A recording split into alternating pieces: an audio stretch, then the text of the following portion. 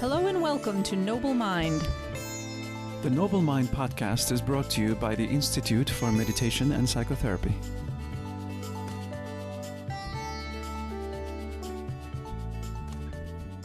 Hello, I'm Dr. Kate King. And I'm Alex Gökçe. In this episode, we talk to Debra Flics about meditation, Buddhism, psychoanalysis, the true self, and Jungian dream work. Debra Flics is a psychotherapist in private practice in New York City. She is a graduate of the NYU School of Social Work and the National Institute for the Psychotherapies 4-year program in psychoanalysis and comprehensive psychotherapy. In addition to being a psychotherapist, Debra is a meditation and Dharma teacher. She is the guiding teacher for a women's Sangha, a teacher at Downtown Meditation, and previously served on the Teachers Council at New York Insight Meditation Center. Her article, What Meditation Can't Cure, which we discuss in this episode, appeared in Buddha Dharma magazine. Her website is www.awakepresence.com.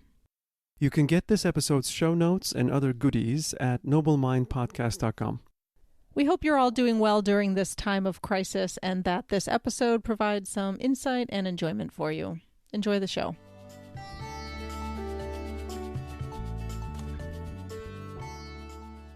Hello, Debra. Thank you for being with us today. We're excited to be with you. Would you tell our listeners a little bit about yourself and your work? Sure. I'm a contemporary psychoanalyst in New York City. I actually got my MSW in 1992, and then I went on and did this training in contemporary psychoanalysis and psychotherapy and finished that in 1998. And also am a Buddhist meditation and Dharma teacher for a local Buddhist Sangha called Downtown Meditation and the guiding teacher for a women's Sangha. Wonderful. And how did you get interested in mindfulness and meditation in the first place? I'll try to encapsulate kind of a long journey. In my 20s, I was acting here in New York, and as part of being an actress, the teacher told everyone they needed to be in therapy. So I entered a very long-term Jungian analysis.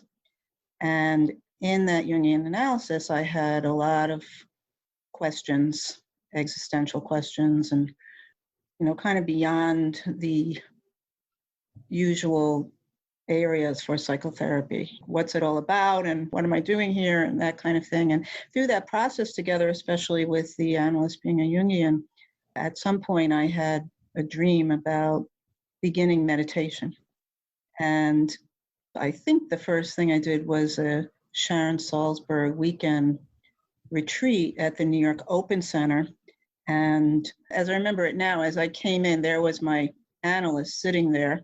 So somehow I had picked up her proclivities and her interests through the analysis. And I don't know how much a role that played in my ending up at Sharon Salzberg retreat, but there she was. Mm-hmm. Yeah, so I did that and then got very, very interested in that and did numerous retreats over the years. And then that's shifted and transformed into other interests as well in terms of the spirituality piece.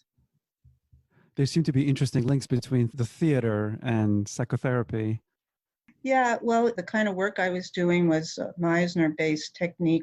You really need to be very aware of who you are in the moment and what you're feeling, what you're thinking. I remember as part of my training, we were very aware of what we called the judgmental voice in the mind, because you'd be up there judging your performance, and we had to speak out loud what was going on in our thoughts and feelings. And it's kind of similar to free association, the technique that we were using.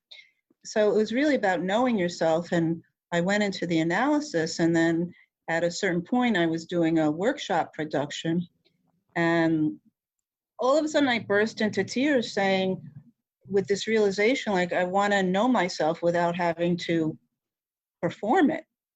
Having to get up on a stage and become a character through my own thoughts and feelings. It just was this immediate realization that it was no longer for me, but I really do see it as all the preliminary work that led me to the career that I'm in now. So instead of a social performance, being authentic and acting from the inside. Exactly, because in acting, there's no one else but you. There is no character other than you. You're forming that character, so you're using all your thoughts and feelings and your aliveness in the moment. But then you're funneling it into that performance. And there was this instant realization that I just didn't want to do that anymore. I've often thought about also this idea of the self, when people are acting, having to kind of like let go of or put aside one part of yourself to try to inhabit another self and this other character. And it sort of creates that fluidity of what is the self anyway. Definitely. And also, I think for me, it was therapeutic because let's say you don't think of yourself in a certain way. Like if you have a negative self-image and you're playing somebody who's very kindly, and then you have to find those kind aspects of yourself, yet you are not thinking of yourself in that way. It's expanding the range of who you are and who you can be and contacting parts of you that you didn't know were there. I'm often struck by the insightfulness of good actors when they're interviewed and the insights they have into human nature.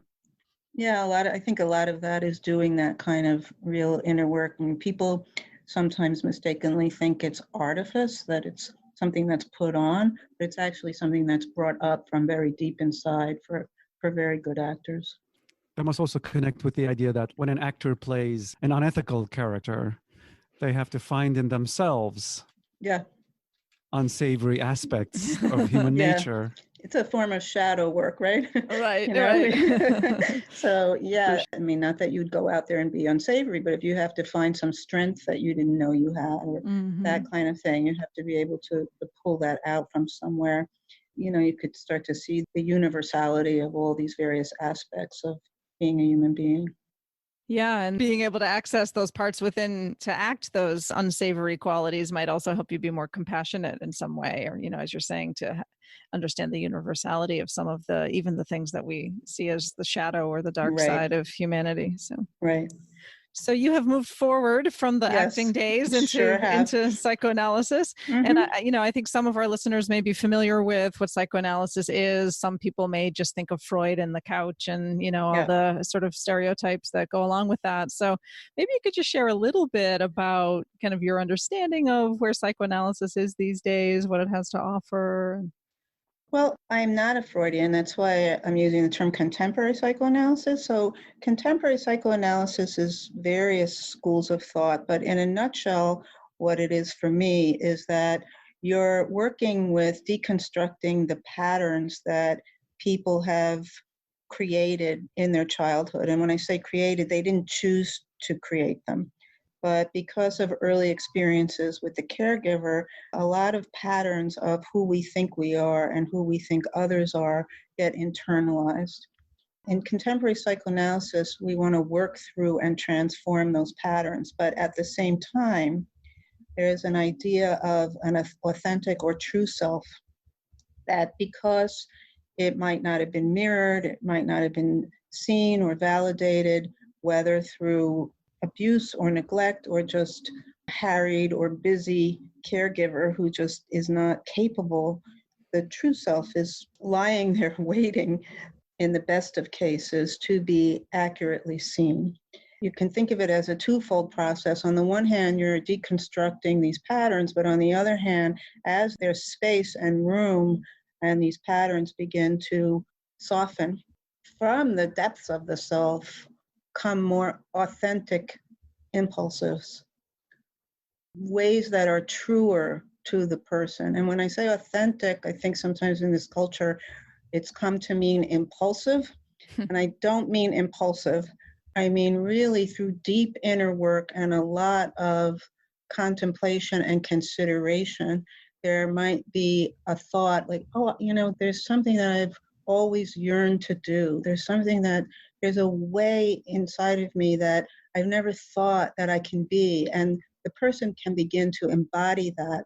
And what the analyst does at that point is mirror and support, like a new plant, like new seeds coming, shoots coming up from the ground, mirror and support those new ways of being and those authentic strivings. So there's a dismantling, but then there's also support of the new growth. I think that a lot of people have a difficult time touching into that true self, like you're saying, for a variety of reasons, that even kind of amidst all the different potential voices that we have running around in our head at any given time, how do we know or connect to the one that does feel the most central or the most true or core? And do you have any thoughts on that? From myself and from what I've seen in other people, it's not what we're used to in terms of the constant discursive chatter that I feel anyway, kind of at the top of my head. Mm-hmm. And it just incessant, doesn't stop, and a lot of times doesn't feel that good. Mm-hmm. Is filled with suffering, with fear, with planning, with regret, and it just runs and runs and runs. Whereas these authentic strivings, I almost feel them lower down in the body, and they're very precise, and there's not a lot of detail. It's like, I'm going to do this. And from what I've seen, there's wisdom in it and there's caring in it. So that's how I'm able to differentiate for myself. It doesn't have that frantic, striving, frenetic energy of grasping and trying to make something happen. It's very deeply rooted. It's calm and it's quiet. Yeah, and I think because it's quiet, it's often hard to hear amidst the noise of the discursive thinking. Yes, and I think that's why in the way that I work in the contemporary psychoanalysis, that dismantling the patterns which goes into a lot of discursive thinking allows for the deeper, more organic self to emerge. You made what sounded like an important distinction between impulsivity and authenticity. How do you see that play out or that misunderstanding happen? Well, I'm seeing a lot of it now in the political world where people are seen as, oh, that's just them being them and they're being authentic. And a lot of what people might be doing is destructive. Mm-hmm. And so to me, that's not coming from a true self. Mm-hmm. That's not coming from a healthy, authentic, grounded, embodied true self. That's coming from impulsivity and all kinds of other motivations. In Buddhism, they'd say greed, hatred, and delusion, Mm-hmm. because it's hurting people. A more authentic impulse would come from a deeper place, which has caution in terms of not hurting people and having regard for other people, but also is very true to the person who's having it. So embodiment is a key aspect of that, it seems. It's not from the neck up. It's just not from the neck up. And it doesn't come easily. It comes with a lot of work, because even for people who haven't had more difficult childhoods, we're filled with all kinds of messages from the culture about who we think we should be or who we have to be in order to have worth. And even if the childhood was not on the spectrum of a bad one in terms of the parenting, we're still taking in all these ideas, and there's still, for many people, work to do to move through that. Just off the top of my head, if a woman is not thin, she's not attractive. So how many women are walking around with that? Mm-hmm. And how many women are walking around then doing all these behaviors to try to be thin so that they'll be attractive and then they'll be accepted by the larger culture, or not doing all of those things and then feeling not worthy or not good enough. So that's just one message that might be coming in. There's plenty of messages for men and women that are hurtful and that are destructive.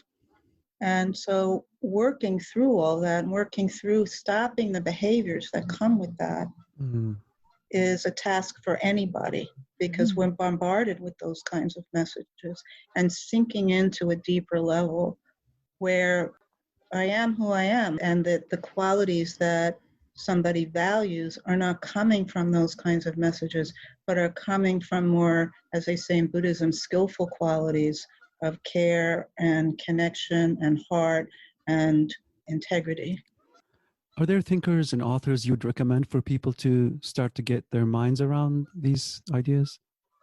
Well, if you're looking at the psychoanalyst, then D.W. Winnicott, who wrote in the 50s, Before and After, he talks about the true self. And then some of the self-psychologists, Kohut is one, and the object relations theorists, which talk about the relationship with the early caregivers and how we take those messages in and form our maps of self and other. So those are people to look at.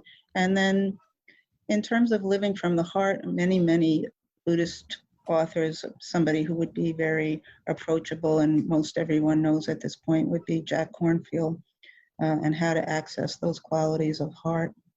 I'm thinking of a popular book like The Drama of the Gifted Child, which talks about that true self, false self. I think that her training was in psychoanalysis, if I'm not mistaken. I think it was classical, and then she shifted, if I remember right. I read that in the 80s, so I don't quite remember.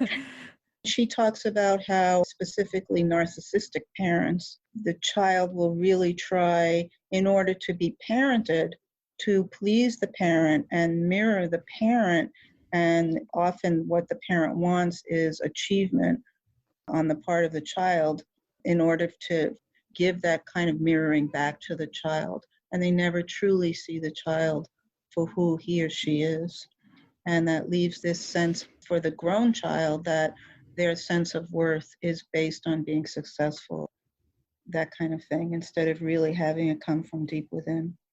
We had discovered recently that the original title of that book was I think it was in German, maybe, was The Prisoners of Childhood, which is, I don't know, it's such a better name than. I read it so long ago that I actually had the hardback that said Prisoners, that had Prisoners of Childhood. Right. It really resonates in a way. Like now the gifted child has a very different meaning with a gifted and talented education and all of that. It's right. I think that title really shows how the patterns can feel like prison, and the sense that I'm locked into these patterns, but they don't feel like me, and not be able to access the real me, not really be able to access it because that's really dependent on another person mirroring and supporting that. And this is where perhaps the analyst comes in, an adult, if you're trying to find that for yourself as an adult, if you didn't have it earlier on. Yes, because, where are you going to go for that? You're now 21 plus, and there's this feeling of this is not really me. And I don't know where else that developmental process can start again. People attempt it in love relationships and friendships and group figures, leaders, but I've not yet heard of that being a successful attempt. Usually it goes very awry. You're getting mixed up with the needs and feelings of that other person. Yeah, there's also, I feel like, a lot of self-help books and workshops and go away for a weekend and find your true self kind of thing. And, maybe some of that helps some people. I don't want to cast aspersions on that unnecessarily, but I think the longer term, deeper work sometimes is really where that takes root in a more solid kind of way.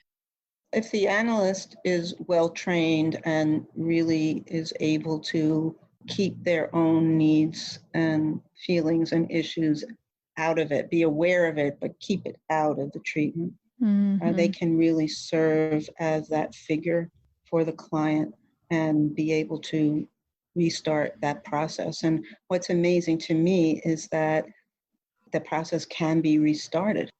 Right. We don't have to be stuck with it. And I really am very grateful to all those people who came before, who figured it out, because I don't know what happened to people before this was possible. You've written about the ways in which meditation and psychotherapy complement one another. Yeah. Can you tell us more about that and when each may be indicated? I wrote that article after a number of years of teaching meditation and noticing that a lot of the questions and a lot of the struggles that people were having, in my opinion, for those people, would have been better addressed in psychotherapy. That some of these issues of development that didn't quite go optimally for a person was not going to be addressed by sitting on the cushion and watching thoughts, feelings, sensations, perceptions, etc. Yes. And that they were struggling with these past experiences and patterns, and that because of how popular meditation has become, they were hoping and trying and practicing, and that the meditation would be the answer for them.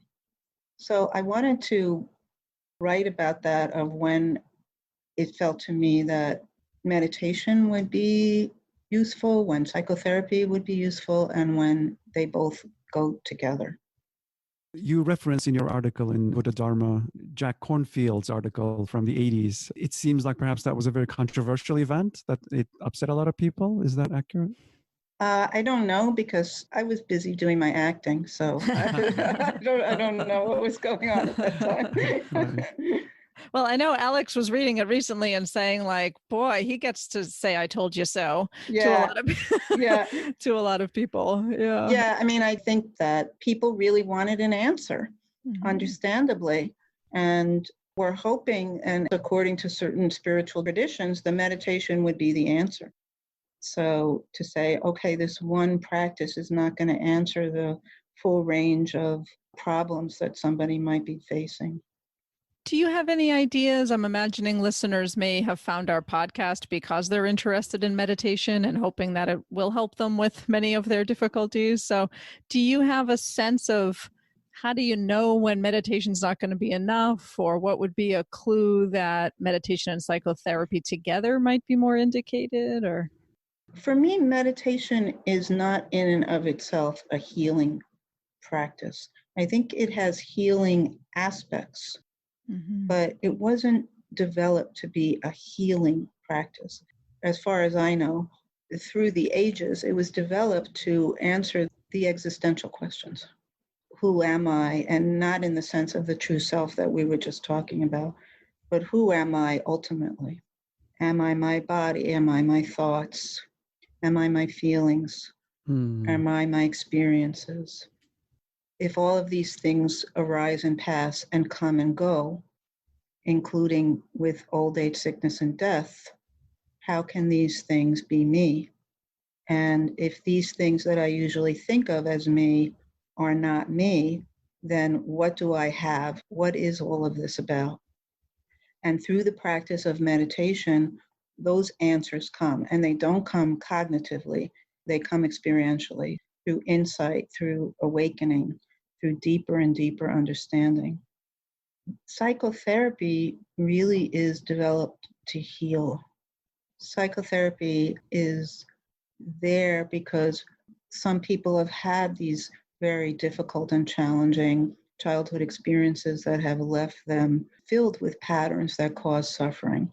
Other people have maybe had fine childhoods and then are hit with traumas later on.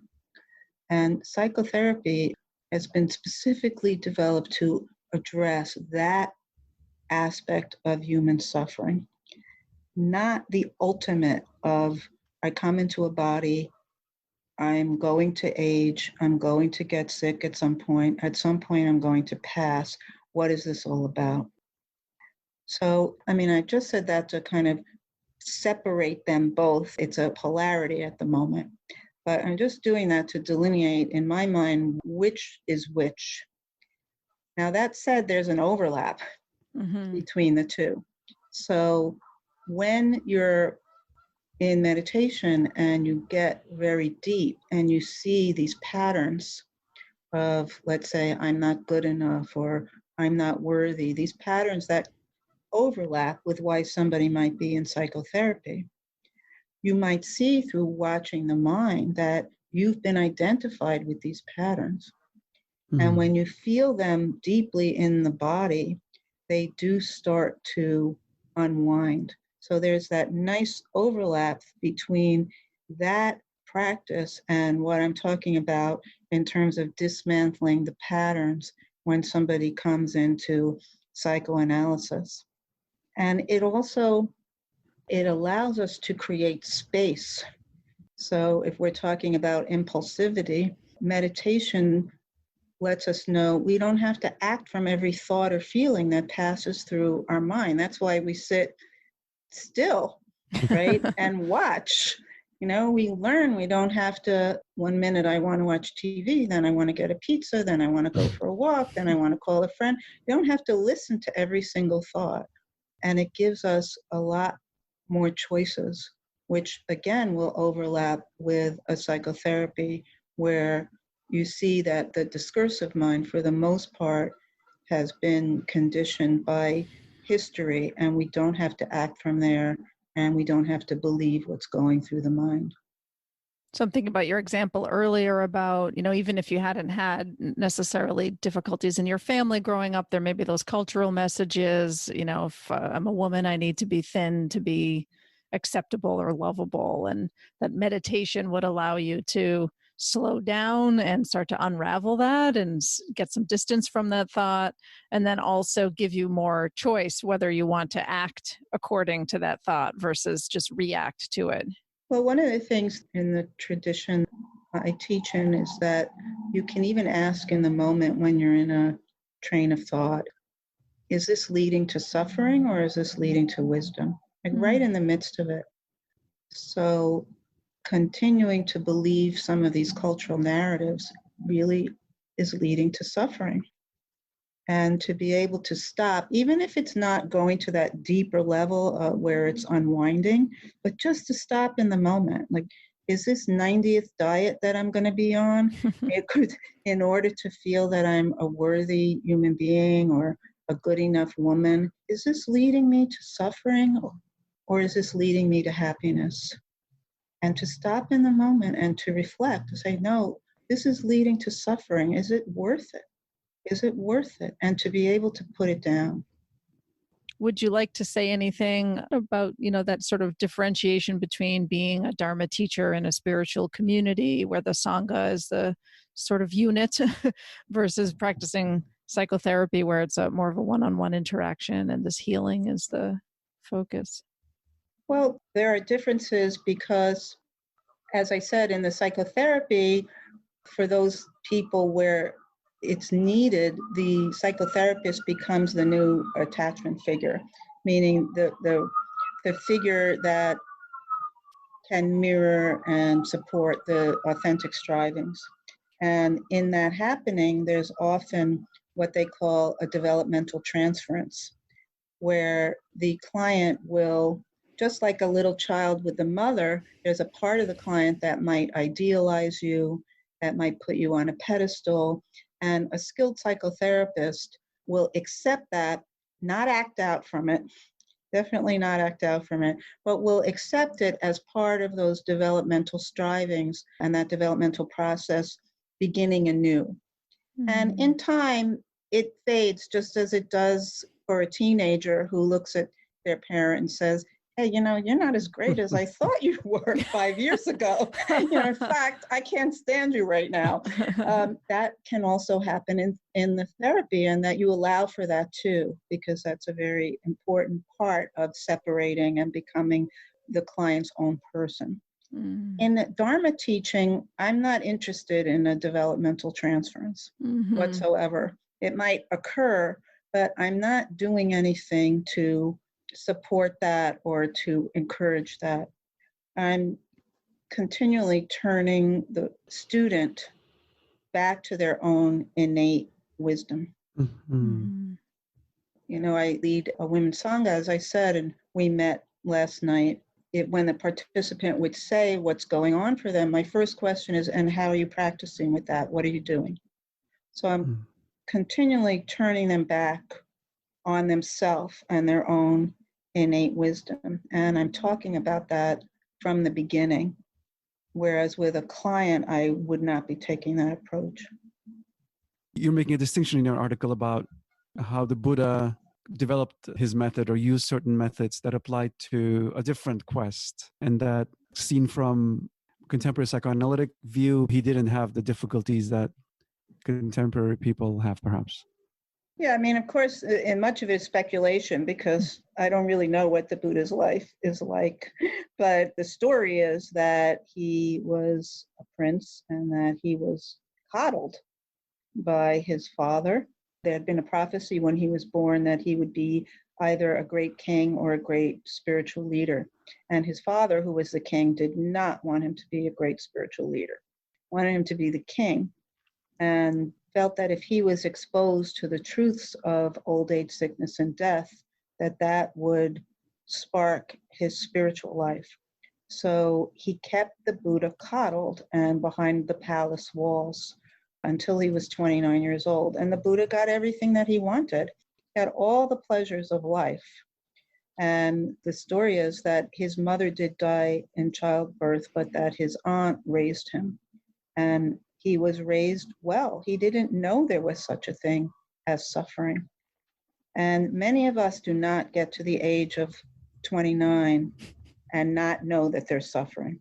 Mm-hmm. I never met anybody who No. got to 29 Or without even ever, 9. or even right, or even 2, wanting something and it's not there. Or, he didn't have to even desire. It was all there.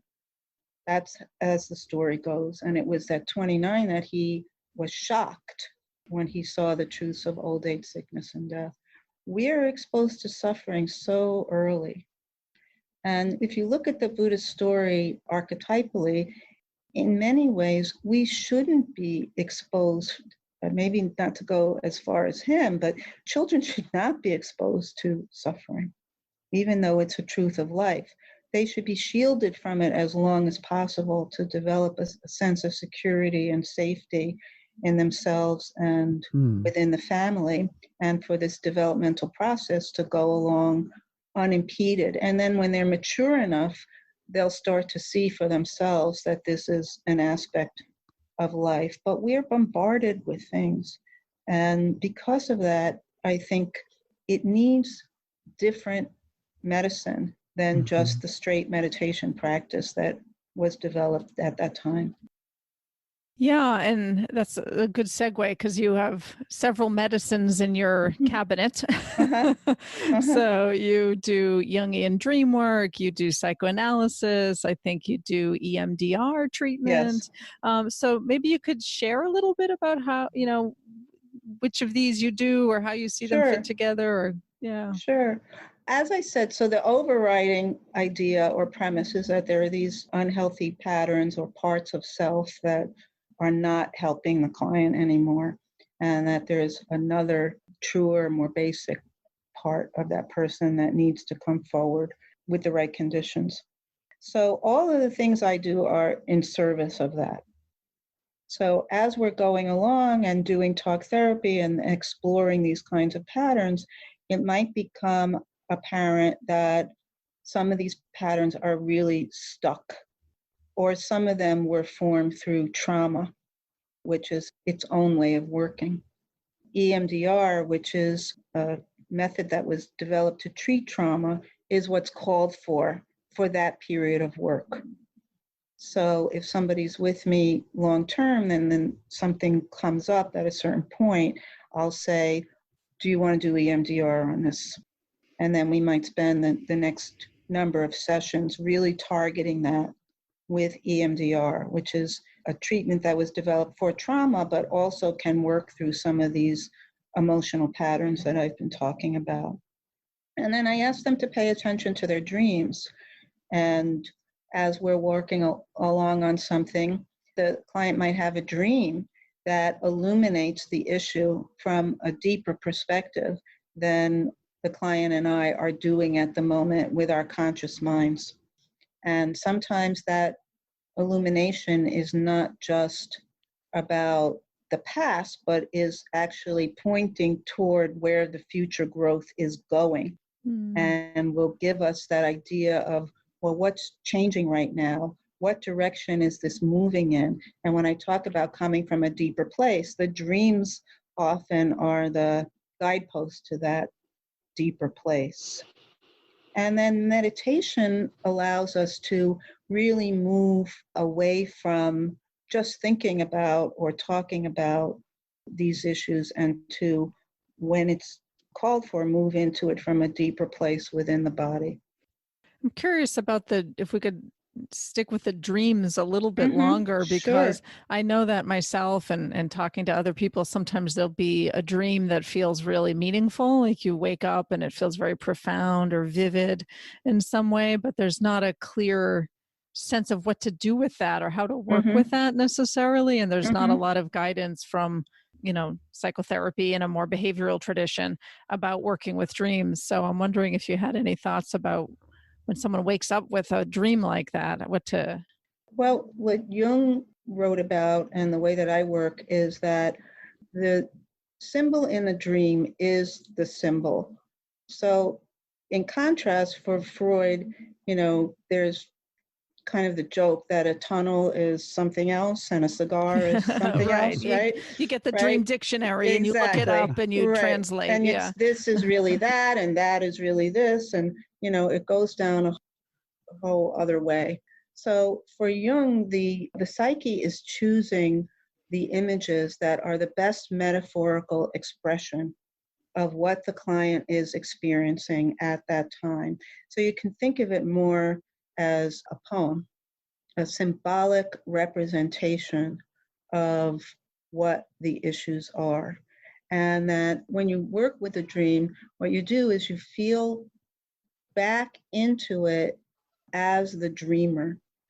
So that means that once you're out of it, you're not trying to figure it out in your head. Oh, what was I feeling here? And what was I feeling there? And what were my thoughts as I was going through this? And what is this character to me? And what was I feeling from that character at that time when I was having that dream? And who is this character in my life? And why did the psyche pick this particular person as this character right here?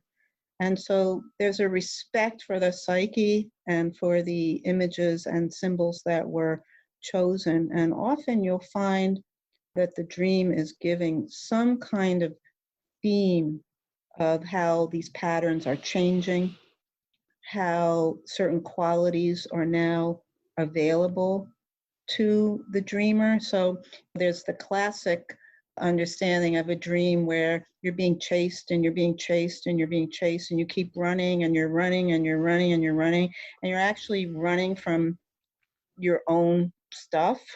So it's like you're trying to get away from your own inner issues and you're running and you're running and trying to slam the door on it and keep it in the closet. And finally you turn around and you say, okay, what do you want? And whatever that figure is who was chasing you might say, I've just been wanting you to see me, or so that the inner issues are no longer such a threat. So that's how I would see that dream if I was working with somebody. You're no longer so afraid or trying to avoid or distract or run away from some of these more difficult aspects of your being, but you're now ready to stop and to turn and face and to really inquire, what is it that you want? What is it that you're asking of me? So the dreams contain metaphors for the experiences that the person is having. Exactly. I see. Exactly. As opposed to a universal dictionary. Oh, let's see what That's that it. means. Right. Exactly. It's funny that you likened it to a poem, because in my own experience, when I have a really vivid dream, what has felt the best way to hold it is to stay in that space of being the dreamer, and kind of like bathe in it sort of, and sit with it. And then I was just thinking similar to when you read a poem, if you sort of read it slowly, you might sit with it, go back, reread it, and just kind of inhabit that experience. That sort of, Yeah, I'm not great with left brain, right brain. It might be that other part of the brain that we're not really used to working with, or that you work with, or that you inhabit when you're doing art or poetry or music. Yes. It's that aspect of a more intuitive feeling part. I'm also reminded of experiential focusing, which was developed by Jean Gendlin, which is about the felt sense and making sense of complex senses we have in our bodies and refining them. Yeah, I know someone who practices that, but I'm not that familiar with focusing. Right, because I think that method also, you may have just said this, sorry, Alex, but that uses metaphor, right? You go into your experience and Does then it it? has you generate a metaphor, Mm. right? At least in Mhm. part of the process, it does, if I'm not Yes. mistaken. Yeah. Well, Jung advised that if you're the analyst working with the dream, that if you start getting into all the associations to the figure rather than staying with it as the purest symbolic expression of what's happening, that it'll lead you into the client's issues and complexes, which is fine work, but it'll take you away from the message of the dream. Interesting. Yeah. Well, that figure reminded me of my great Aunt Betty, and my great Aunt Betty wasn't very nice to me. And then you go off into great Aunt Betty, which is fine. It's fine work, but the figure wasn't great Aunt Betty. And what happened in that dream? And what is the message, the symbolic expression of that dream? Right, because the dream could have been about overcoming the conditioning that great Aunt Betty gave you or Right. something, but instead you end up going into the baggage that you got from her or something. Exactly. Yeah, So we're missing the special message that the dream is giving. Interesting. So I think we've gone through our list of questions here. Is there anything else that has stimulated you that you want to make sure we get into or go back to a little more deeply here? Or? Psychotherapy and the meditation practices and those traditions, I value each. I mean, they've really been the core of my own practices. And so I don't want to set either up in opposition to the other. Right. But it's just about having clarity about what is for what. I just think we're really blessed to have all of this available to us, that we're able to pick and choose and be able to have methods and techniques that can heal these early wounds that I would imagine many people, and not in contemporary times, they had to suffer with. Mm-hmm. I don't know what they did with it. And that we have access to these many teachings that, from what I understand, weren't always so freely given as they are now. And the opportunity for clarity that they provide in the midst of complex and very difficult and challenging world is really, as they say in Buddhism, a safe harbor, a place of landing, and a place that gives us refuge from the hustle, bustle, and at times brutal nature of conditions that we find ourselves in, and can give us a sense of integrity, authenticity, and inner peace and inner calm.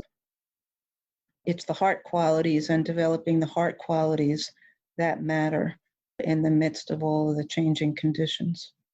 Can you think of, when we're talking about those heart qualities, what types of practices people might move towards to try to cultivate those? Sure. Well, of course, the self-compassion practices where you're calling up a part of yourself that's suffering, and rather than responding to it in habitual ways of judgment or blame, people are learning how to just extend simple kindness to themselves, and how that then flows out to other people. I think feeling into the heart and feeling into the heart's capacity for loving awareness and our own intentions to live a life of integrity and care. So getting very deeply aware of what one's intentions are, and that if you're wanting to live a life of love and care, to learn how to not act from places that are not about that. So one would be the self-compassion. Two would be becoming very clear on intention and not acting from what's called in Buddhism unskillful intention. and only acting from skillful intention, which is, as much as I know with what I know right now, is this acting to serve the well-being of myself and others.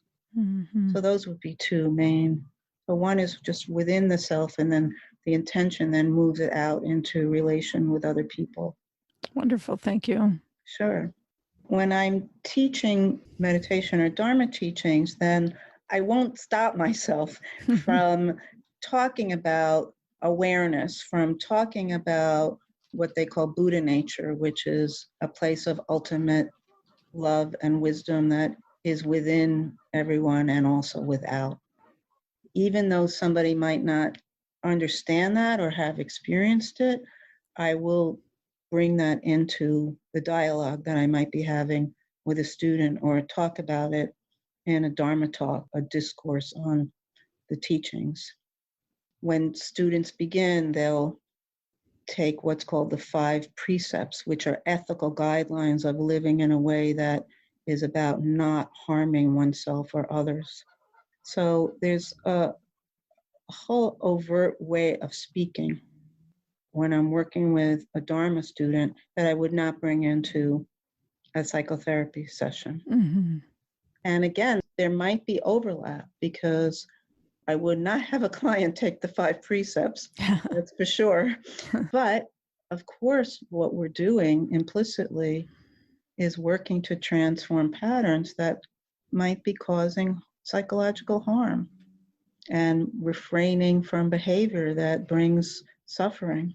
I wouldn't phrase it in that kind of universal way, like we're all doing this together, but I'd be pointing out the suffering that's coming and deconstructing where it's coming from and why the client might be doing that. So coming in from different angles and talking about things in different ways. And again, sometimes there's overlap, but sometimes there's not, because sometimes a client would not be interested in really talking about some of the things that might come up in the teaching situation. So while meditation and psychotherapy, they're coming from different angles, they're highly synergistic. Yeah, especially if, let's say, you're really into your meditation practice and you are finding, just like these students that I was working with that caused me to write the article, you're in your meditation practice and you're finding that you keep hitting these areas that the meditation is not addressing, these areas that need healing, that need another person to guide you through, to form that new attachment figure. And then going to psychotherapy at that point and addressing that and meditating at the same time can be an extremely powerful combination. So you're developing that self-reliance. You've taken the ethical precepts. We've made that overt if you're in that those kinds of lineages and traditions. And then you're doing this personal specific work with the psychotherapist to address some of the things that the meditation will not address. And so the two of them together, it's like you're covering a wider range. And both your article in Buddha Dharma and the articles you reference, such as that by Jack Kornfield, emphasize how meditation is not a substitute for psychotherapy, and they accomplish different things. And there is a misperception among some people who meditate, perhaps as wishful thinking, that it would solve everything. Yeah. But that's simply not the case. And where can people find you, engage with you and your work? My practice is located in New York City, and I have a website which is awakepresence.com, and I teach at Downtown Meditation in New York City. Excellent. Thank you very much for your time today, Deborah. This has been an enriching conversation. It's been a pleasure. Thanks so Fascinating. much. Thank you. Thanks for listening today. This podcast was brought to you by the Institute for Meditation and Psychotherapy, a nonprofit organization dedicated to the integration of mindfulness, meditation, and psychotherapy. For more information, visit meditationandpsychotherapy.org